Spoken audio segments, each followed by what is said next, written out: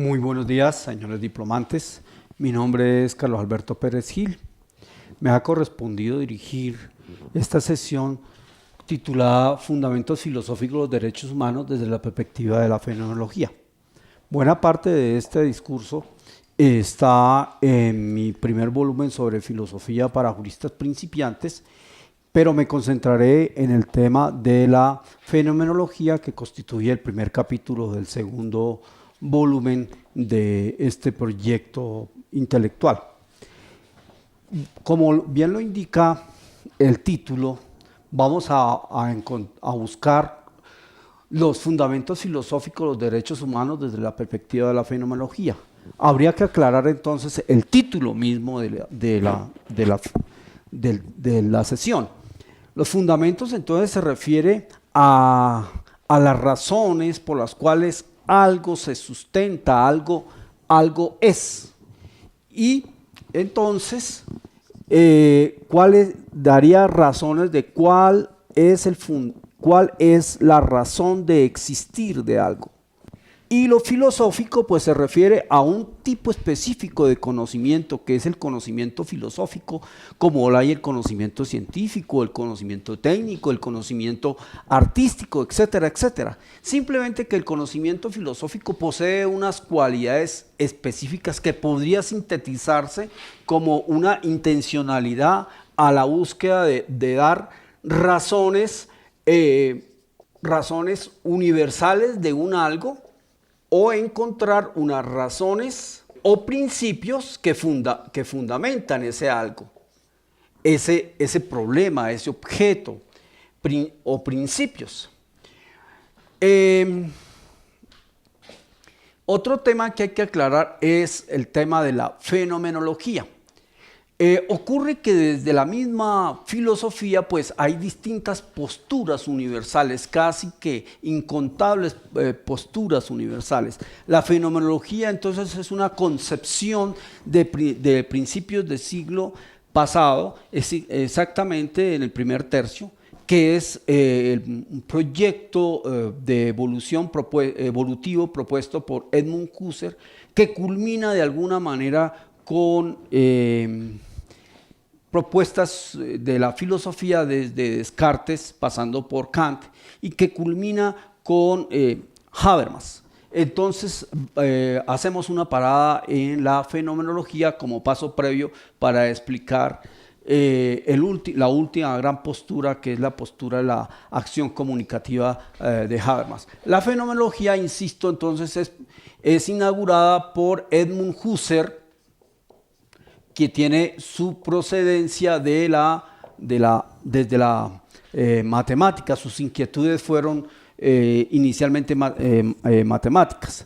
Dadas estas aclaraciones breves, también hay que mencionar que la sesión está únicamente dirigida a hacer un esbozo rápido de los derechos humanos desde esta perspectiva fenomenológica.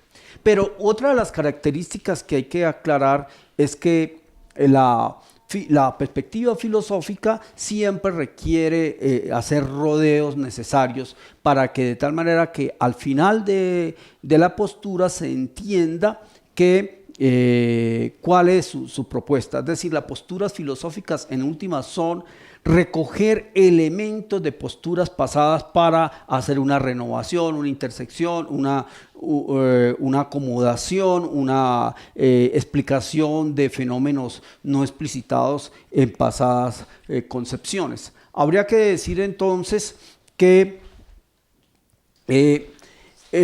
la filosofía es esa intencionalidad de buscar esas razones universales o esos principios desde el razonamiento. Estos principios o este razonamiento se inicia con las propuestas de los presocráticos que creían que el hacer de la filosofía era buscar un principio que se denominaba arjé. Esta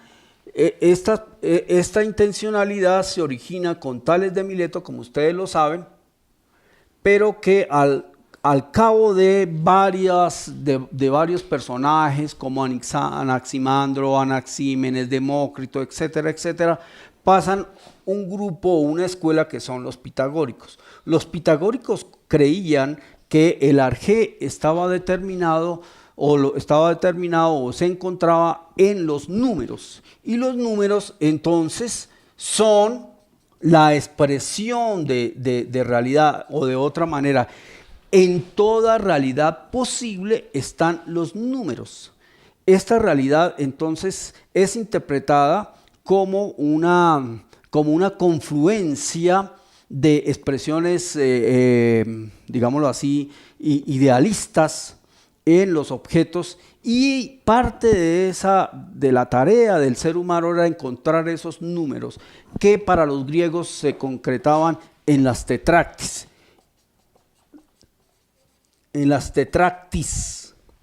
Pero esa intencionalidad de construir unos principios de la explicación de cualquier realidad posible pasa posteriormente a otro nivel, y específicamente a las ciencias, con esa organización de números a partir de la propuesta de Euclides. Y entonces hay un salto de esos principios hacia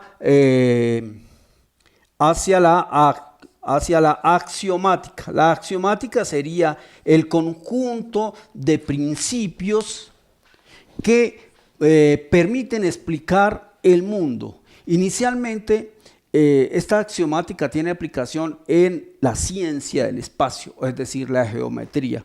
Y esa axiomática va a ser el modelo, la axiomática va a ser el modelo de ciencia durante mucho tiempo, independientemente de que haya fracasado o no la propuesta de Euclides de una geometría euclidiana, pero la axiomática va a ser el prototipo del razonamiento filosófico. Y esa axiomática va a ser imitada por todas las ciencias, por la física, por el mismo derecho y, por supuesto, por la matemática. Y este fenómeno que va evolucionando hasta encontrar el teorema de Carl Gödel, también a principios de siglo. Mencionaba entonces que Euclides se propone construir una explicación racional del espacio a través de la ciencia de la geometría. Esta intencionalidad, este modelo de racionalidad, de realidad, es lo que se denomina la axiomática. La axiomática entonces es un modelo de racionalización de la realidad que va a copiar después la física a través de Newton, o mucho antes Carl Savigny en el caso del derecho, y posteriormente distintas líneas. Pero esta intencionalidad de construir unos principios de la ciencia termina con la teoría de Gödel hacia también principios del siglo pasado, donde entonces propone que es imposible que se posean unos principios universales de la realidad. Pero cojamos otra línea de pretender explicar la realidad a partir de principios, y lo hace René Descartes hacia 1700 aproximadamente. René Descartes, francés,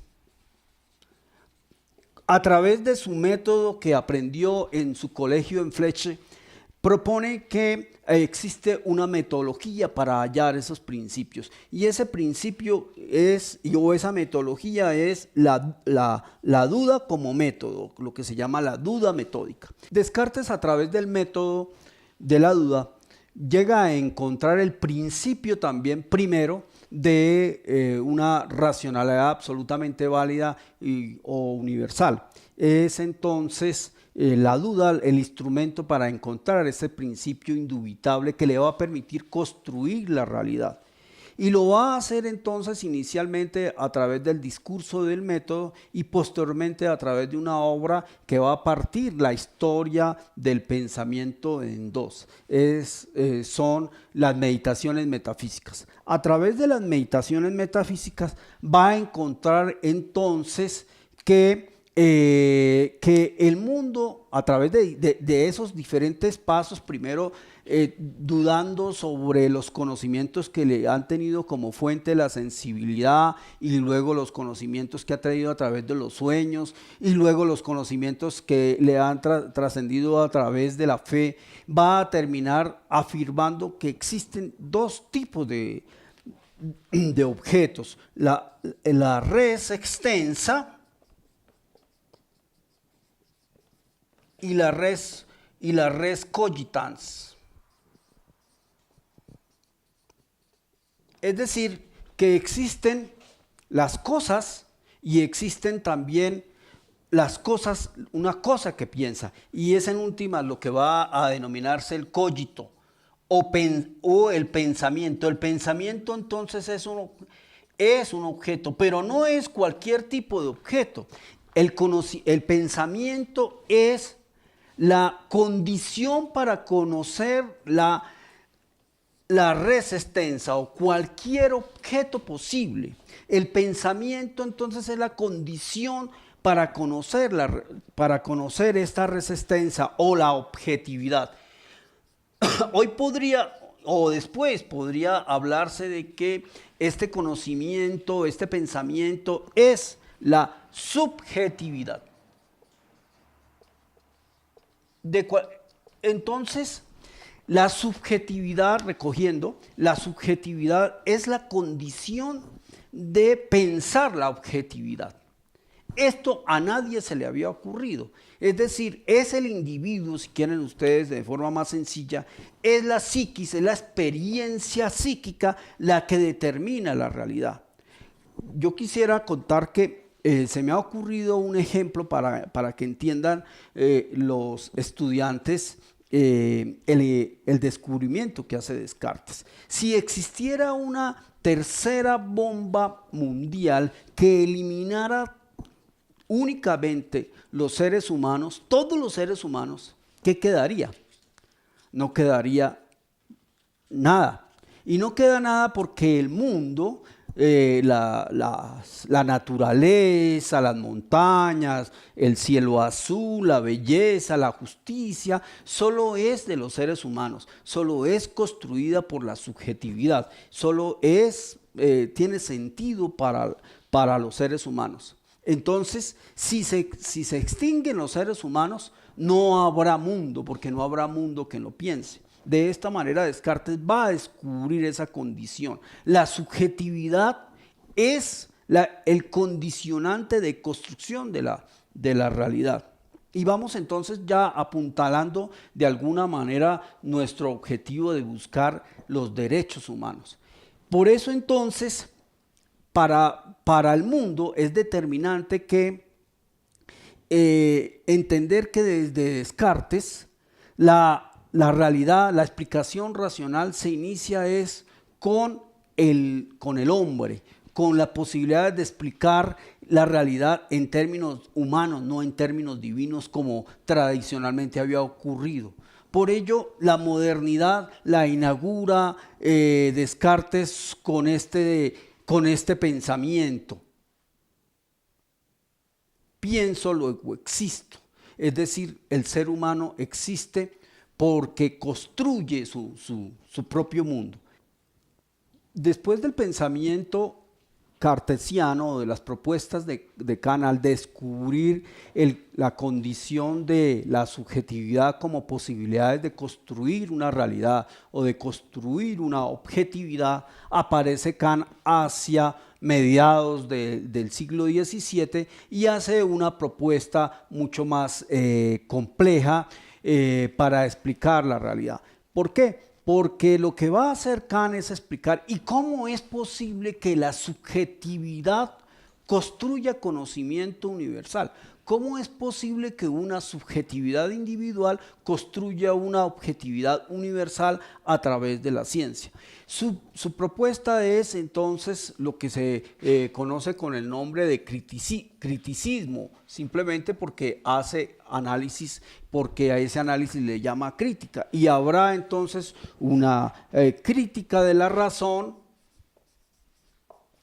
una crítica de la práctica y una crítica del juicio, que muy groseramente podríamos decir, la primer momento de ese proceso es buscar las condiciones que hacen posible la construcción de la realidad a partir de la razón. Y estas, dentro de este ejercicio explicativo, va a encontrar que el conocimiento humano solo posee de esa realidad unas percepciones aparentes que se va a denominar los fenómenos. El conocimiento solo posee percepciones parciales o percepciones construidas por esa subjetividad que se denominan fenómenos. La ciencia es conocimiento de fenómenos, desde el fenómeno físico, el fenómeno del espacio, el fenómeno humano, el fenómeno social, etcétera, que son siempre apariencias de. La ciencia jamás conoce las esencias. Para eso está entonces el conocimiento metafísico o el conocimiento religioso. Un segundo momento plantearía Kant es la necesidad del conocimiento hecho práctica. Y por eso habla del razonamiento hecho acción. Y la acción entonces obedece a unos también principios que él va a llamar los imperativos categóricos, es decir,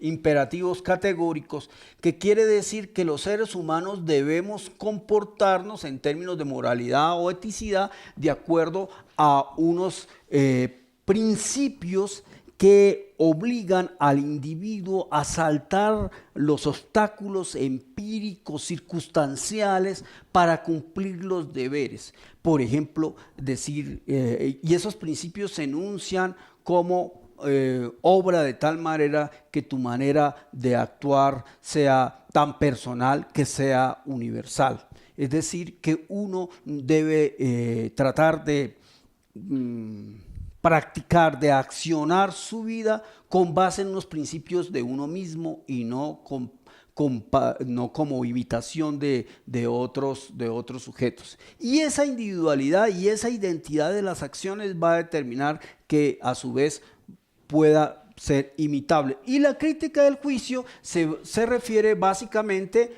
a aspectos de alcanzar objetivos por fuera del fenómeno y de los fenómenos, sino de trascender en el sentido vulgar de la palabra, alcanzar lo sublime, alcanzar la experiencia.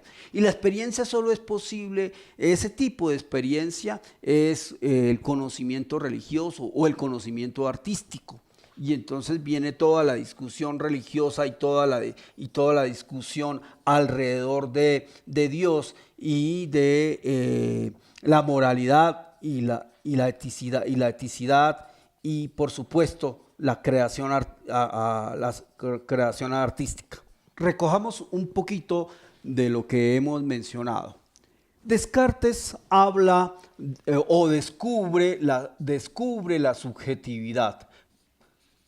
Descubre que la subjetividad es la condición para construir la objetividad.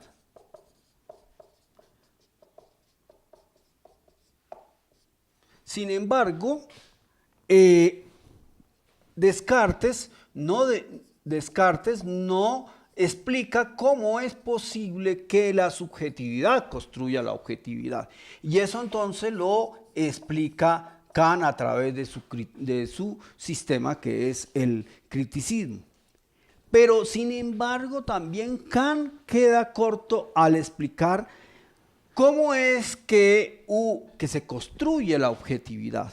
¿Y cómo es que se construye esa objetividad? Husserl va a dar unas respuestas más complejas, y es que va a descubrir que la subjetividad no es una subjetividad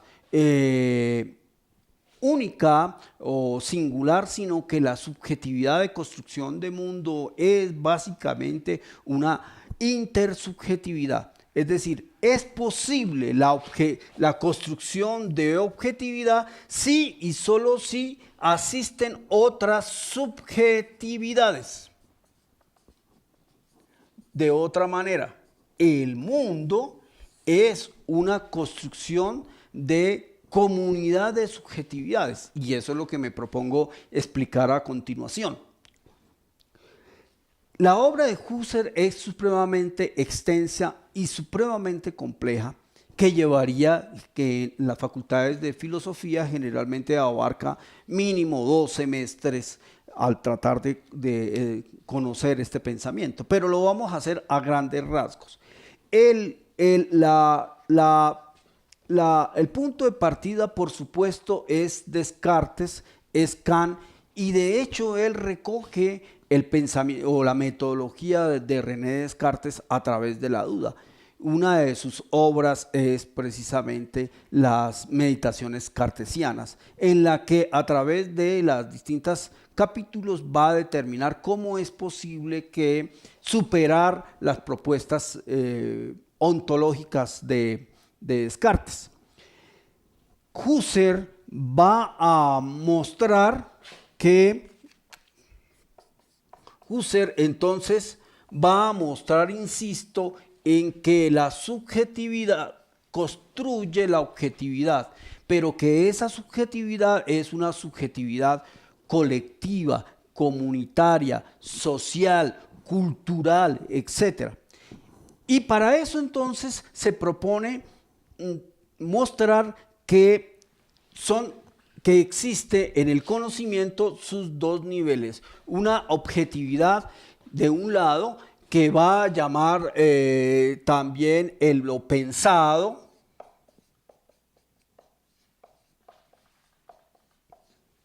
que en términos lo va a llamar también el cogitatum, en términos de latino, que en términos de griego, que lo va a llamar noema, pero que eso es posible por la subjetividad que va a ser el pensamiento,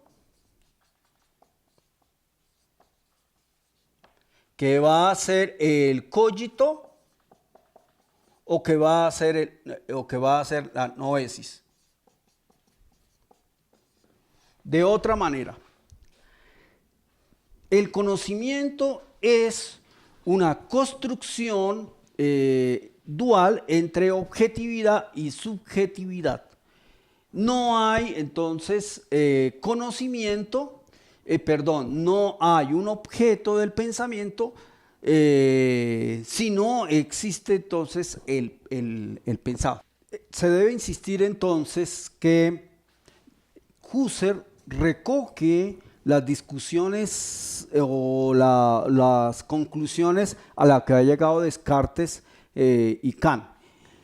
Para mejor entender a Husserl, habría entonces que entender que su explicación se divide sobre la construcción de la realidad, se divide en dos fases. Una fase de descripción de la realidad, de la realidad o del funcionamiento más bien del conocimiento, que es la frase descriptiva, y una fase que es una fase constructiva.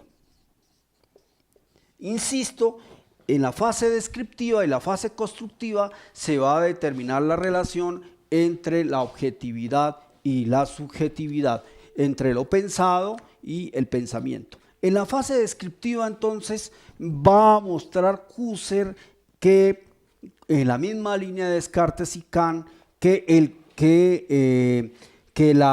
que el conocimiento, que las posibilidades de conocimiento es la experiencia subjetiva, pero esa experiencia subjetiva es necesario cualificarla en vivencias. La vivencia entonces es la experiencia de la psiquis, es la experiencia de la subjetividad. La subjetividad está en contenido de experiencias vivenciales. La subjetividad entonces son el mundo de las vivencias posibles de la psiquis. Sin embargo, las experiencias de la subjetividad deben tener una posibilidad de ser explicadas en términos universales. ¿Por qué? Porque las experiencias son experiencias básicamente individuales. Y Descartes va a tratar de hacer una explicación de esas vivencias en términos de universalidad o de cualificación de la vida humana. Para ello entonces va a empezar a proponer que la subjetividad es una subjetividad no empírica, es decir, la subjetividad no es la experiencia con un objeto inmediato. Y por eso entonces, al igual que lo había realizado Descartes, empieza un proceso de eliminación de las condiciones fácticas o empíricas de esa subjetividad y aplica un ejercicio que es lo que se conoce con el nombre de la epogé, que consiste básicamente en desconectar esa realidad empírica, esa realidad fáctica. En conclusión, ¿qué pasa si yo dejo de ver lo que estoy viendo? Dejo de ver las montañas, dejo de ver el cielo, dejo de tener experiencia inmediata con las cosas. No pasa nada. Lo que queda en el sujeto es la vivencia, es la experiencia. Entonces, esa desconexión, insisto, la va a llamar Husserl la epogé. Simplemente es una estrategia. ¿A qué se reduce entonces la experiencia de la conciencia? La experiencia de la conciencia se reduce entonces a las vivencias. La subjetividad son vivencias de la conciencia. Pero hemos dicho que la vivencia las vivencias de la conciencia no son vivencias únicamente del sujeto, sino que son vivencias del sujeto individual, sino que son vivencias de sujetos universales. Y para eso entonces va a recurrir a otra estrategia que se llama la reducción. La reducción consiste en que así como es posible que haya una vivencia de la experiencia empírica, de la experiencia religiosa o de la experiencia artística o de la experiencia científica de un sujeto, esa misma experiencia es igual para todos los sujetos. En últimas, las vivencias son vivencias para todos los seres humanos. Es decir, mi dolor es el dolor para cualquier otro sujeto. Mi experiencia mística es la experiencia para cualquier otro sujeto empírico. Mi experiencia científica es la experiencia de cualquier sujeto. Entonces las vivencias son vivencias universales. Pero bien, una vez establecido a grandes rasgos, a grandes zancadas, esta descripción del conocimiento pasa a una segunda fase, que es la fase constructiva. Ya bajo estos parámetros, entonces, va a empezar a construir ese mundo de objetividades. Y ese mundo de objetividades, entonces, será en el mismo camino cartesiano construir una subjetividad, la subjetividad individual.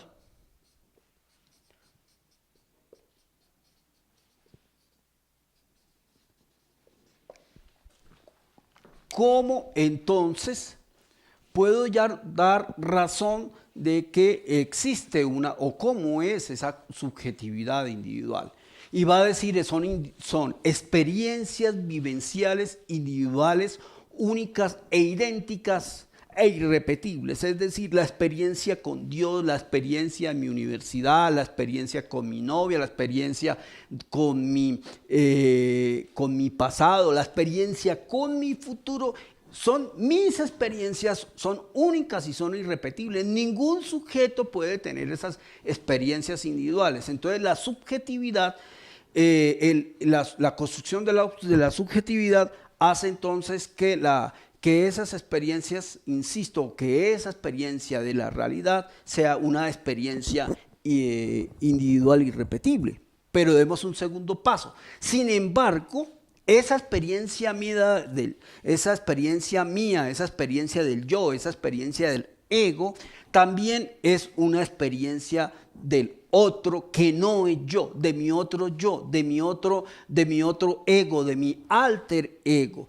Tal como entonces yo tengo la experiencia de Dios o la experiencia del pasado, de la experiencia romántica o la experiencia científica, el otro también tiene sus propias experiencias a su vez idénticas. De tal manera que entonces esa subjetividad individual es una subjetividad también compartida con el otro yo, con los otros que viven en mi mundo cultural, mi familia, mis ciudadanos, mis compañeros, etc. De cualquier manera, entonces, lo que yo vivencio de mundo, lo que yo vivencio de todos esos objetos, también lo vivencia el otro. Mi dolor es igual al dolor del otro. Mi sentimiento es igual al sentimiento del otro. Entonces, ¿a qué conclusión llega la reflexión de Husserl? En que el mundo es una construcción de subjetividades comunizadas o que el mundo y sus objetos son una comunidad de experiencias vivenciales subjetivas. De otra manera, más vulgar, todos los miembros de una determinada comunidad de subjetividades construimos un mundo. Ese mundo es el mundo de los objetos distintos. Entonces, una vez descubierto en Husserl que el conocimiento se da en una dualidad entre la objetividad y la subjetividad, entre lo pensado y el pensamiento, habría que habría que discernir acerca de la relación de ellos dos. Y es que toda subjetividad tiende al conocimiento, es intencional. Ahí construye entonces el concepto de intencionalidad del conocimiento. Todo conocimiento es intencional. Ahora, una vez reconstruida la subjetividad como construcción de subjetividad individual y luego de subjetividad colectiva en términos de comunidad, son ellos los que construyen intencionalmente la realidad, la objetividad o lo pensado. Pero profundicemos, ¿qué es esa realidad? ¿Qué es esa objetividad? ¿Qué es lo pensado por la subjetividad colectiva? Y entonces va a descubrir Husserl, que esa realidad está dada en una cantidad de objetos distintos. La realidad es está constituida de objetos o materiales, o sea, fácticos, los objetos lógicos, que es la matemática, la lógica, los objetos axiológicos, los objetos metafísicos, y por último los objetos culturales. Insisto, todo este mundo es un mundo construido por la individualidad. Pero concretémonos en uno de los objetos construidos por esa subjetividad colectiva. Son los objetos culturales. Ellos tienen la cualidad de tener valor para esa comunidad. Son los objetos que son construidos por esa comunidad de subjetividades que tiene valor para ellos. Dentro de esos valores, dentro de esos objetos culturales se puede encontrar o se encuentra el derecho. El derecho, entonces, es el conjunto de normas construidos por una comunidad de subjetividades. Ese conjunto de objetos tiene valor solo para esa comunidad subjetiva y por supuesto ellos se encuentran, esos objetos son objetos construidos por esa experiencia comunitaria, sí, dentro de un determinado contexto. Habría entonces que concluir que el derecho es una construcción histórica de una comunidad que vivencia esas normas, que tiene una experiencia colectiva de esas normas. Y por lo tanto, entonces, ahí ya estamos empezando a entrar realmente a la médula de nuestra sesión, que son los fundamentos filosóficos del derecho. Y podríamos entonces recopilar afirmando que los derechos son unos objetos construidos por una comunidad de subjetividades que solo tiene valor para esa determinada comunidad. Ahora bien, especifiquemos entonces qué es el derecho, qué es ese derecho como objeto cultural y qué cualidades tiene. Por supuesto, esa comunidad tiene unas expectativas, unas construcciones de futuro, etcétera, que se van a realizar a través del derecho. Por lo tanto, el derecho siempre connota una idea de futuro, pero cualifiquemos esa idea de futuro. La idea de futuro es de un futuro que sea realizable desde el presente, que en términos de perspectiva sería como futurable. El presente es futurable, quiere decir el presente está realizando futuro. Cuando reconocemos los derechos, los practicamos, los conceptualizamos, estamos hablando de derechos futurables, estamos practicando los derechos. Es decir, el derecho está siempre pensando en el futuro. Y la verdadera realización del derecho es las posibilidades de construir un futuro mejor. En consecuencia, podemos decir que el derecho va a darle vida a los sujetos que pertenecen a esa comunidad de subjetividades. Y esa vida está en términos de ofrecerles un futuro posible, un futuro mejor. Y ese futuro mejor está dado en términos de posibilidades de realización. Posibilidades de realización de sus potencialidades.